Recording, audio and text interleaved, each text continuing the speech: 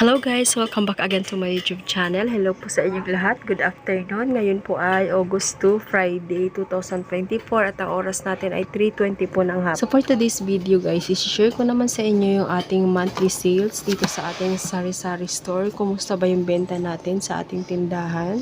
Ready na po ito kahapon pa, kaya lang hindi ako nakapagawa ng video kasi medyo hindi maganda yung pakiramdam ko. Ngayon medyo okay na.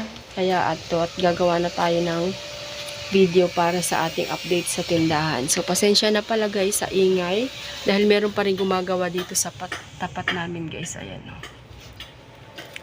Tuloy-tuloy pa rin yung gawa nila dyan sa kabilang bahay. Sa pinakaharapan namin. Kaya rinig na rinig po yung mga nagpupukpok dyan at kung ano pa yung ginagawa. Rinig na rinig sa video ko. So, nawawala lang pag tumitigil. So, ayan guys. Andito na yung ating logbook.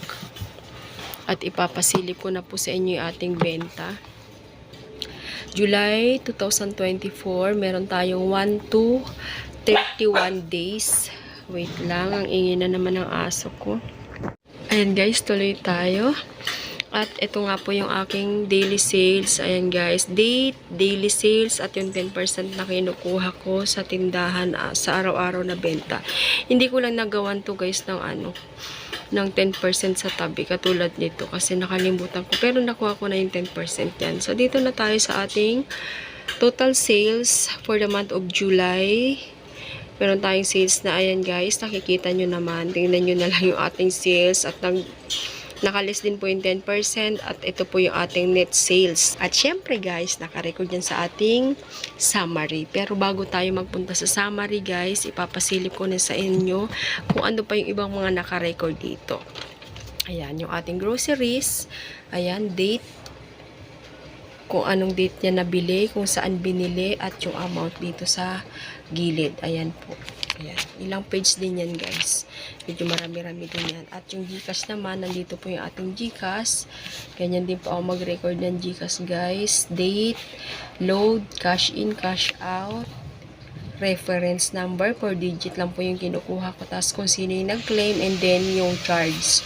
Summary ng ating sales. Ayan guys. 2024. Ayan po, July. Meron tayong sales na 116,801. Ito po yung ngayon lang.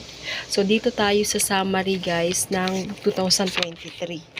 Ayan, ipapakita ko lang sa inyo kung ano yung sales natin sa buwan ng July last year naman. So, ayan, meron tayong sales na 107,479. So, ito yung kagandahan guys sa nagre-record tayo sa benta ng tindahan o kung kahit ano pa man transaction dahil meron tayong reference na babalikan kung sakali. So, katulad nito, ako kasi guys, ang ginagawa ko po dito sa tindahan, nagre-record ako niyan at isinisilip ko yung nagiging sales. Pinagkukumpara ko sila kung ano na bang nangyayari sa tindahan natin, kung lumalakas ba yung benta natin, bumaba ba yung benta natin. So, katulad nitong July, 107 tayo last year, 107.479. So, ngayon po ay 116.801, diba guys? So, ayan, nakikita natin yung difference. Yun yung maganda sa meron tayong logbook para meron tayong babalikan. So, ako kasi mahilig talaga akong sulat ng mga ganito sa tindahan, yung mga outgoing transaction, mga incoming. Syempre, hindi natin yan pwedeng kalimutan. Ito po yung ginagawa ko talaga dito sa tindahan namin since nag-open po yung aming sari-sari store. So, ayan guys, yan lang naman po yung ginagawa ko monthly dito sa tindahan. So, bukod sa daily, meron tayong monthly at syempre meron din po akong ginagawang yearly na record sa sales ng aming sari-sari store. So, dun makikita din po natin kung anong nangyari sa benta ng ating tindahan, kung magkano ito yung naging benta natin sa loob ng isang taon ng ating sari-sari store. So, mula po nag-open yung tindahan namin, ginagawa ko na po talaga yan. Yan na po yung nakasanayan kong gawin dito sa tindahan.